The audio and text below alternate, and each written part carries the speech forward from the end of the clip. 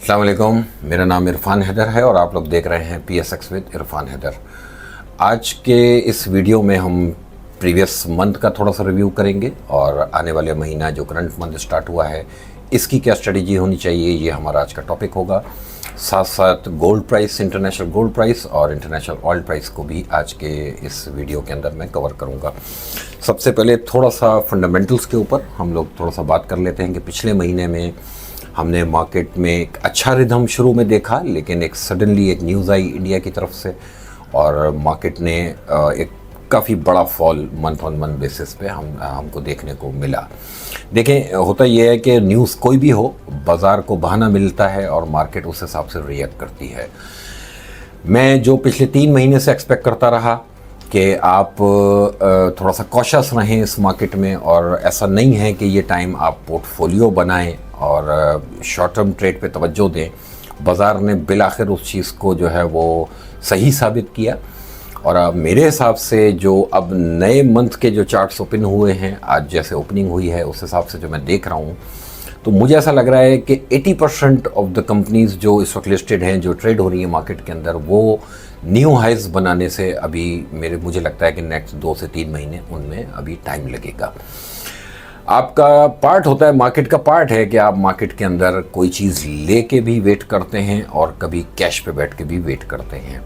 मैंने पिछली जैसी वीडियो में कुछ चीज़ें आप लोगों को इंडिकेट करनी शुरू की थी कि पार्शली उन सेक्टर्स के अंदर अपना पैसा इंजेक्ट करना शुरू करें कि जिन सेक्टर्स में आने वाले कुछ महीनों में, कुछ दिनों में, कुछ हफ्तों में कोई ना कोई न्यूज़ एक्सपेक्टेड हो।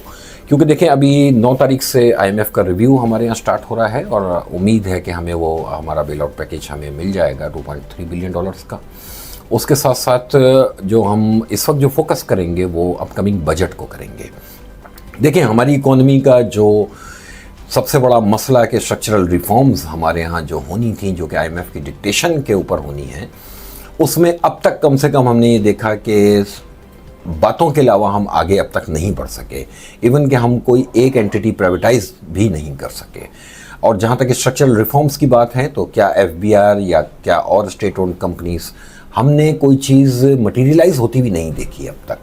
ये एक बड़ा कंसर्न है मार्केट के लिए, क्योंकि पिछले 75 साल से जो इस कौम का तजुर्बा रहा है वो यही रहा है कि एक गवर्नमेंट आके बातें बड़ी बड़ी करती है लेकिन डिलीवर नहीं करते ये लोग, और कोई चीज़ भी हम फाइनल हुई भी नहीं देखते। हम इन मुसीबतों से बाहर निकल नहीं पाए हैं सिवाय इसके कि हम एक विल रखते हैं और बातें रखते हैं। लेकिन कुछ चीज़ें, कुछ इन्फॉर्मेशन इस तरह की सुनने को मिल रही है कि वाकई स्ट्रक्चरल रिफॉर्म्स के ऊपर काम हो रहा है। स्पेशली जो सबसे बड़ी खबर और जो सबसे हौसला अफजा बात है कि हमारा करंट अकाउंट सरप्लस में है और हम इस चीज़ को मेंटेन करते हुए, अगर हमने अपनी डॉलर रुपी पैरिटी को स्टेबल किया हुआ है और अगर हम, जैसे आज मॉनेटरी पॉलिसी भी है जिसमें मैं एक्सपेक्ट कर रहा हूँ कि हम अनचेंज पे रहेंगे, स्टेटस को पे रहेंगे, ताकि ये जो बिज़नेस साइकिल है इसको थोड़ा सा घुमाया जा सके, यानी ये साइकिल थोड़ा सा आगे बढ़े। देखें, आपने पिछले साल, 1.5 साल में एक बॉटम आउट हो के आपका एक बाउंस था, आपको एक रिवर्सल था आपका कि आपने 39% की इन्फ्लेशन को आपने नीचे, आपने 1% तक आते हुए देखा और इसी तरह इंटरेस्ट रेट, 22% के इंटरेस्ट रेट को आपने आज तकरीबन 12% पे आपने वो इंटरेस्ट रेट आते हुए देखे। मैं समझता हूँ कि अगर आने वाले दिनों में स्टेट बैंक इंटरेस्ट रेट में कोई कमी करता भी है तो वो एक सरप्राइज़ होगा मार्केट के लिए। अदरवाइज़ मार्केट भी नहीं एक्सपेक्ट कर रही। मेजॉरिटी ऑफ पार्टिसिपेंट्स जो है वो स्टेटस को की तरफ ही उनका जो है वो वोट है और मेरे हिसाब से ये रहना भी चाहिए, ताकि एक चीज़ जब स्टेटस को पे आ जाएगी, जब स्टेबल हो जाएगी, तो ही कोई चीज़ समझ लें कि बिज़नेस एक्टिविटी जो है वो स्मूथली आगे बढ़ सकेगी। लेकिन देखें, ये इंडिया का इवेंट एक सामने आया और इसी के साथ साथ पूरी दुनिया में एक टॉपिक है जो चल रहा है, वो इस वक्त टैरिफ वॉर का चल रहा है। ये जो टैरिफ वॉर है, बेसिकली इसका पाकिस्तान के ऊपर कोई इम्पैक्ट ऐसा नहीं है। अच्छा, फिर हमारे साथ एक ब्लेसिंग ये है कि हमें अल्लाह की तरफ से जो है वो एक उम्मीद ये मिली कि आपका इंटरनेशनल ऑयल प्राइस जो है उसने आपकी टैरिफ की जो आपके ऊपर हिट थी उसको कंपनसेट किया है। ये जो ऑयल प्राइस का जो फॉल है, इसमें आप एक बार नोट करें कि गवर्नमेंट ने अभी भी कल जो पेट्रोल प्राइस कम की, सिर्फ 2 रुपये कम की। लेकिन मैं एक बार बताऊं कि अगर आज आपकी इकोनॉमिक कंडीशन अगर बेहतर होती तो शायद आज आपका पेट्रोल प्राइसेस जो पेट्रोल पंप्स पे जो अवेलेबल है वो 210-205 रुपये से ज़्यादा नहीं होना चाहिए था। लेकिन ठीक है, जब क्योंकि हमने पूरे साल में पिछले बजट से लेके और अब नया बजट तक की बारी आ रही है, हमने अब तक कोई भी टैक्स नेट बढ़ाने वाला काम अब तक किया नहीं है। लेकिन जिस तरह की वज़ीर ख़जाना साहब ने अभी कल भी वो टीवी पे बैठे थे, जिस तरह की वो बात कर रहे हैं, लग ये रहा है कि अब जो बजट आ रहा है ये बजट बहुत इंपॉर्टेंट होगा तमाम सेक्टर्स के लिए जो जो स्टॉक मार्केट में लिस्टेड हैं। ये बजट बेसिकली डिसाइड करेगा आने वाले हमारे बाकी के 4 साल 3 साल। ये IMF प्लान देखें 3 साल का है, स्टेबिलिटी का प्लान है। स्टेबिलिटी माशाल्लाह नो डाउट कि जब आपका करंट अकाउंट सरप्लस में मेंटेन होना शुरू हुआ है और आगे भी उम्मीद है कि इसको सरप्लस रखा जाएगा, तो मेरे हिसाब से तो आपके पास इस वक्त चांस है, क्योंकि आपने पेट्रोल प्राइसेस में जितना कुशन क्रिएट कर लिया गवर्नमेंट ने, तो इनके पास चांस है ये कि कुछ सेक्टर्स को कुछ रिलीफ दें ताकि आपकी बिजनेस एक्टिविटी जो है वो चलना स्टार्ट हो। वो सेक्टर्स जो अभी तक गवर्नमेंट से रिलीफ मांग रहे हैं किसी एक्सपेंशन के लिए या और किसी एक्टिविटी के लिए, तो शायद गवर्नमेंट को इस दफ़ा अकल आए और इस बजट में जो है उन सेक्टर्स के लिए कोई रिलीफ हो, क्योंकि इन्होंने उस रिलीफ का जो है बेसिकली क्वेश्चन क्रिएट किया है अपने पास। अदरवाइज देखें, अगर आप इस बजट को भी मिस कर देंगे और इस बजट में भी कोई चीज़ इंप्लीमेंट नहीं करेंगे और नया टैक्स नेट नहीं लाएंगे, तो मेरे हिसाब से आपकी स्टॉक मार्केट जो है वो अब रिएक्ट करेगी बहुत नेगेटिव। मार्केट शायद इस 1 महीने और थोड़ा सा इंतज़ार करे कि वो सुने इस बात को कि हाँ जी टैक्स नेट आपने बढ़ाया तो कहाँ बढ़ाया। पिछले बजट में भी बातें करके गए थे लेकिन पूरा साल निकल गया। ये बजट डिसाइड करेगा, क्योंकि अब बातें नहीं, अब आपको अनाउंसमेंट करना होगा और आपको नया टैक्स नेट बढ़ाना होगा इस मुल्क में, क्योंकि सैलरीड क्लास और ये जो पेट्रोल प्राइसेस में एज है ये बहुत हो चुका मेरे हिसाब से। इसी तरह अभी आपने 8 रुपये बिजली की प्राइस कम की थी आज से 1 महीना पहले।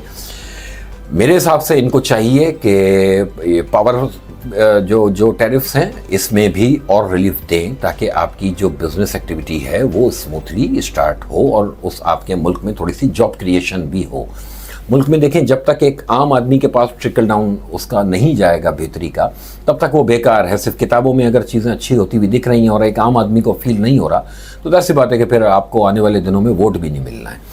ये टाइम है कि आपकी मार्केट ने सिर्फ इस बात पे इतना रिएक्ट किया कि आपका बाजार 1 साल के अंदर 55,000 50,000 इंडेक्स से बढ़कर 1,20,000 1,21,000 इंडेक्स तक मार्केट हुई और आज भी बाजार जो 1,13,000 13,500 के करीब चल रही है। लेकिन अगर आप अब भी इस चीज़ को मिस करेंगे तो मेरे हिसाब से बजट के बाद फिर मार्केट जो है वो गड़बड़ दिखाएगी। और अब सिवाय स्टॉक एक्सचेंज के 1 साल में आपने भी देखा कि इस मुल्क में और कोई बिजनेस फिलहाल ऐसा नहीं चला, ना कोई जॉब क्रिएशन हुई है।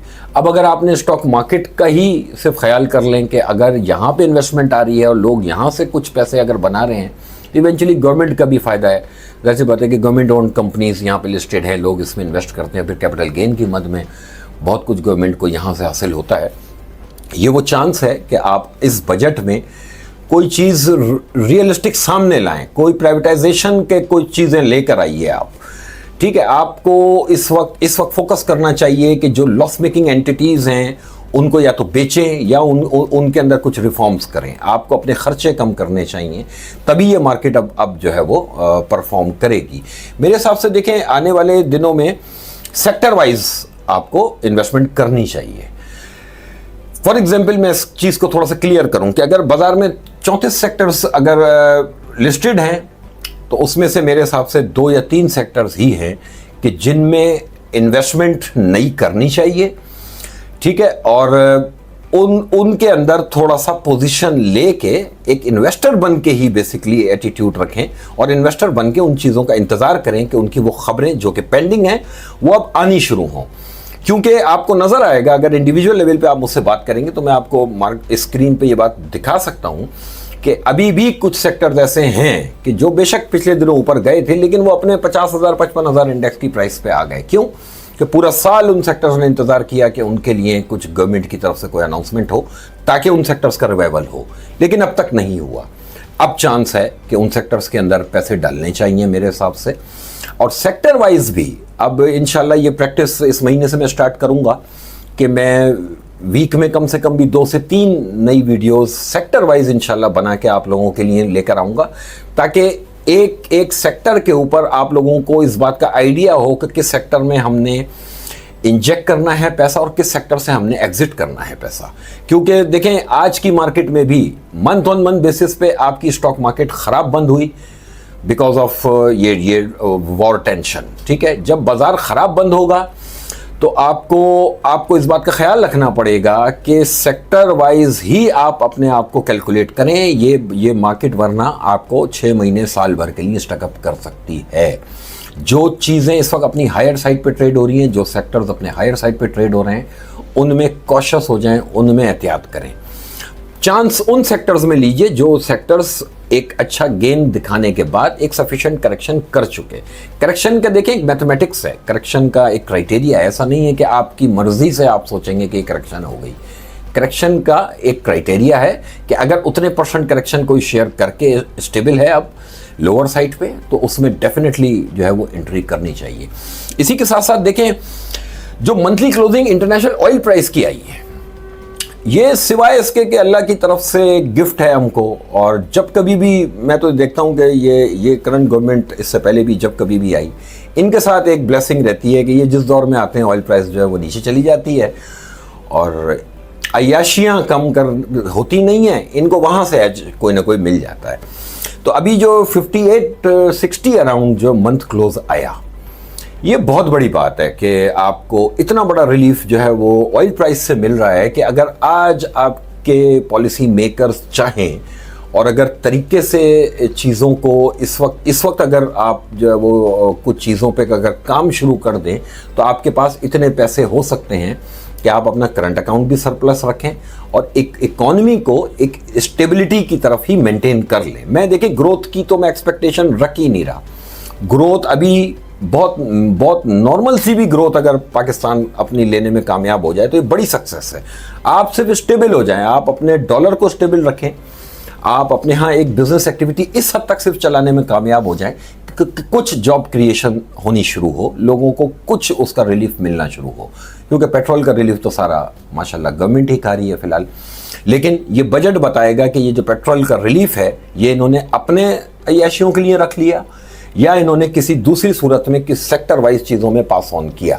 तो ये जो अपकमिंग बजट होगा ये डिसाइड करेगा नेक्स्ट पूरा 1 साल। और मेरे हिसाब से बड़ा एग्रेसिव मूव होगी बाजार के अंदर बोथ साइड कि अगर इस बजट में आप कुछ रिलीफ सेक्टर वाइज देने में कामयाब होते हैं, कुछ नई इन्वेस्टमेंट्स के लिए अगर आप माहौल बनाते हैं, नए इन्वेस्टर्स को अगर आप एक अपॉर्चुनिटी देते हैं, तो डेफिनेटली कुछ सेक्टर्स ऐसे हैं जहां पर तैयारी है नई इन्वेस्टमेंट की, लेकिन वो सिर्फ इसलिए नहीं आई कि गवर्नमेंट की तरफ से बातों से आगे नहीं बढ़ा गया है। इंटरनेशनल ऑयल प्राइस की क्लोजिंग के बाद मुझे ऐसा लग रहा है कि अब ऑयल में मंथ ऑन मंथ बेसिस पे जो एक हाई बन सकता है वो तकरीबन $66, $65, $66, इवन $67 तक का भी हाई बन सकता है। ये क्लियर अपॉर्चुनिटी होगी सेल करके काम करने की। वो जैसे हमारे यहाँ कहते हैं ना कि बेच के काम करो, तो ऑयल में तो क्लियर है कि बेच के काम करें। क्योंकि देखें ऑयल का मैंने जो बहुत पहले टारगेट दिया था $55, वो माशाल्लाह पिछले महीने हिट हुआ और बाजार ने 2 बार उस लेवल पे जाके, कल भी मार्केट जो है वो $56 तक आई थी और अभी तकरीबन $59 के ऊपर दोबारा ऑयल ट्रेड हो रहा है। पॉइंट ये है कि ऑयल के अंदर ट्रेड करने वालों को बेच के काम करने का जो है वो ज़्यादा अच्छा मौका मिलेगा। लेकिन मैं एक पॉइंट, जो लोग भी मेरी प्रेडिक्शंस ऑयल में देख रहे होते हैं या उस पर नज़र रखते हैं, $55 इसका बहुत, वो एक वर्ड है ना लोहा लाट, बहुत स्ट्रॉन्ग लेवल है। लेकिन ऑनेस्टली स्पीकिंग मुझे लग रहा है कि अगर इस मंथ के स्टार्ट में ऑयल में बाउंस आया तो ये मंथ का जो एंड होगा ऑयल $55 ब्रेक करेगा। ऑयल की कुछ फॉर्मेशंस ऐसी बनती हुई दिख रही हैं कि ये तकरीबन $47-48 भी हो सकता है। देखें लेकिन अभी $55 ब्रेक नहीं हुआ है, ये बहुत मजबूत लेवल है। अगर ये ब्रेक होगा तो फिर हमें जहनी तौर पर तैयार होना चाहिए कि हम $47-48 की तरफ जा रहे हैं, जो पाकिस्तान जैसी कंट्री के लिए बड़ी ब्लेसिंग हो जाएगी और बड़ा हमारे लिए एक रिलीफ जो है वो क्रिएट हो जाएगा। गवर्नमेंट और पॉलिसी मेकर्स को चाहिए इन अपॉर्चुनिटीज से फ़ायदा उठाएं। अच्छा, इसके साथ साथ जो लोग गोल्ड को ट्रेड करते हैं, गोल्ड में देखें तकरीबन $35-40 का स्पॉट गोल्ड में हाई बना और उसके बाद से गोल्ड जो है वो तकरीबन $33 ऑन एन एवरेज इसके आसपास ट्रेड हो रहा है। मैं गोल्ड में एडवाइस ये करूंगा, देखें लॉन्ग टर्म जो लोग सोचना शुरू हो जाते हैं, क्योंकि हमारे यहाँ जो इन्वेस्टर साइकी है वो ये है कि जो चीज़ बढ़ रही होगी बस उसको ले लिया जाए और लॉन्ग टर्म बोल दिया जाए, क्योंकि आप लॉन्ग टर्म उस दिन तक होते हैं जब तक आप फेवर में होते हैं। जिस दिन वो अनफेवर आता है ना, उस दिन लॉन्ग टर्म सब निकल जाता है 2 मिनट में, फिर आप बन जाते हैं स्पेकुलेटर। तो बेहतर यह है कि जो लोग फिजिकल गोल्ड में काम करते हैं, मैं उनको मशवरा दे रहा हूँ कि गोल्ड में इस वक्त 6 महीने 1 साल का कोई व्यू नहीं रखना चाहिए। गोल्ड में इन्वेस्टमेंट नहीं करनी चाहिए इस वक्त। मैं इस बात से कन्विंस्ड हूँ, गोल्ड में अगर आप इन्वेस्टमेंट का ही इतना शौक है तो फिर आप उससे बेहतर है कि आप ट्रेड कर लें। आपको वो पैसे कमाने हैं तो आप शॉर्ट टर्म ट्रेड के अंदर कमाएं, पाकिस्तान मर्केंटाइल एक्सचेंज के थ्रू कमाएं, या जो लोग मुल्क से बाहर रहते हैं वो डिफरेंट प्लेटफॉर्म्स अवेलेबल हैं पूरी दुनिया के अंदर। तो शॉर्ट टर्म ट्रेड वाला बेशक गोल्ड के अंदर बाय करके काम करे, और बाय भी करता है वो दिन में 10 दफ़ा और सेल भी करता है। लेकिन इन्वेस्टर्स को मैं कहूँगा कि गलत डिसीजन है। बहुत से मेरे जानने वाले हैं जिन्होंने मुझे बताया कि उन्होंने गोल्ड लेके रख लिया, इन्वेस्टर बन गए। मुझे लगता है कि मुश्किल खड़ी हो जाएगी, क्योंकि आगे ये ग्रेजुअली ये जो ट्रेड वॉर है ये फियर रिड्यूस होता चला जाएगा और कहीं ना कहीं जाके ये मामला सेटल होगा। देखिए दुनिया के जो रूलर्स हैं वो कम से कम इतने बेवकूफ़ नहीं है, क्योंकि वो अब जो दुनिया को रूल करने वाले लोग हैं वो खुद बहुत बड़े बिजनेसमैन हैं। वो कभी भी इस तरह की कोई पॉलिसी नहीं इंप्लीमेंट करेंगे कि पूरी दुनिया का बिजनेस बिठा देंगे और पूरी दुनिया की स्टॉक मार्केट्स बैठ जाएंगी तो साथ साथ उनका अपना बिजनेस भी बैठेगा। ये थोड़ी सी कॉमन सेंस की बातें हैं समझने की। तो गोल्ड में बेच के काम करें, 3500 के ऊपर जब कभी भी गोल्ड मिले वहाँ बेच के काम करें। और इमीडिएट जो गोल्ड की सपोर्ट जो मुझे दिख रही है वो तकरीबन 3070, ठीक है ना, 3070 3700 वाली पॉइंट है। 3700 का जो लेवल है बेसिकली ये एक सपोर्ट लेवल है। जब तक गोल्ड 3700 के ऊपर है इसके करीब आए बाय करके काम करें, 3500 के ऊपर जाए सेल करके काम करें। ये $200-300 की जो मूव है ये आपको बहुत अच्छे पैसे बना के दे सकती है। इस महीने का गोल्ड का पिवट 3070 है। इस महीने का ऑयल का पिवट 66 है। ऑयल 66 के नीचे जब तक है बेयरिश है। गोल्ड जब तक 3700 के ऊपर है बुलिश है, पिवट है ये गोल्ड का। और पाकिस्तान स्टॉक एक्सचेंज का जो पिवट इस महीने का है वो है 1,14,000 इंडेक्स। आप इस वक्त 1,13,939 पर हैं। इत्तेफाक की बात है, मैं वीडियो बना रहा हूं और देखें बाजार 1,14,000 पे ही आ गया। 1,14,000 इंडेक्स ये पुलिस सिरात है, इधर जन्नत है उधर दोज़ख है। जो करें 14,000 को सामने रख के करें, नहीं करेंगे तो ये मार्केट आपको करवाएगी। वो एक जुमला मैं आखिर में आपसे कहूं, मार्केट जानती है माल बिकवाना, ठीक है। अगर बेहतर यह है कि अपनी मर्जी से माल को बेच लें, उन चीज़ों को जो इस वक्त हायर साइड पे ट्रेड हो रही है, अपनी मर्जी से बेचना बेहतर है, ना कि मार्केट आपसे बिकवाए। इस तरह की तमाम अपडेट्स के लिए मेरे इस चैनल को सब्सक्राइब कीजिए और इसको देखते रहिए। इस महीने मैं कुछ नई प्रैक्टिस भी इंशाल्लाह शुरू करूंगा कि आप लोगों को सेक्टर वाइज और आइटम वाइज इंशाल्लाह बाय और सेल के लेवल्स इंशाल्लाह आपको मेरे चैनल से प्रोवाइड किए जाएंगे। Thank you.